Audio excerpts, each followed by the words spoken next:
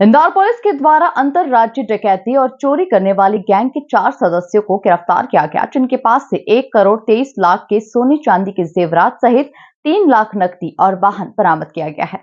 गिरोह के सदस्यों की 4 राज्यों में सक्रिय होने की बात बताई जा रही है। पूरे मामले में जानकारी देते हुए बताया गया कि तेजाजी नगर की पुलिस द्वारा पिछले 5 माह के तमाम प्रयासों के बाद 7 वर्षों से फरार 10,000 का इनामी आरोपी के साथ ही 3 आरोपियों को पकड़ा गया है। बताया गया कि खड़क सिंह उम्र 38 वर्षीय ग्राम भगोली टांडा जिला धार को पकड़ा गया है, जिस पर 6 आपराधिक प्रकरणों के साथ महाराष्ट्र में वारदात को अंजाम दे चुका है। उसी के साथ समूल सिंह उम्र 32 वर्षीय, गमन सिंह उम्र 45 वर्षीय सहित रम्मू मसानिया उम्र 32 वर्षीय पकड़ाए हैं, जिन पर भी कई तरह के आपराधिक प्रकरण दर्ज हैं, जिनका एक साथी राजेश इंडिया झड़प के दौरान फरार हो गया, जिसकी तलाश की जा रही है। शहर के 1 दर्जन से अधिक चोरी के मामले में पुलिस ने खुलासा किया है।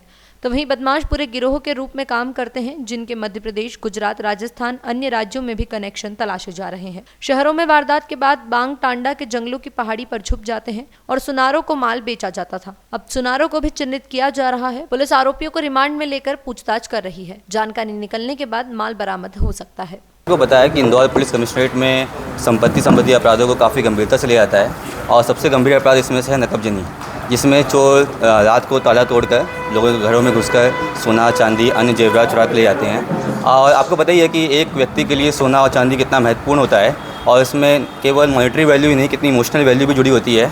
तो कितनी मेहनत करता है आदमी सोना खरीदने के लिए। तो इसी के लिए वरिष्ठ अधिकारियों के निर्देशानुसार एक विशेष टीम का गठन हुआ, जो तेजाजी नगर पुलिस ने इसमें गठन किया। इसमें हमने कुल 4 अपराधी को पकड़ा है जो बाग टांडा से चोरी करते हैं और इन्होंने कुल 16 अपराधों को कबूला है, और जिसमें से पूरा मशरूका 1 किलो 60 ग्राम और 6 किलो 240 ग्राम चांदी जब्त हुआ है, जिसका कुल कीमत 1 करोड़ 27-28 लाख है। और इन्होंने ये भी बताया है कि कैसे वो चोरी करते थे, कैसे वो औजार लाते थे, क्या क्या फालिया, पेचकस और अन्य औजारों का यूज़ करते थे।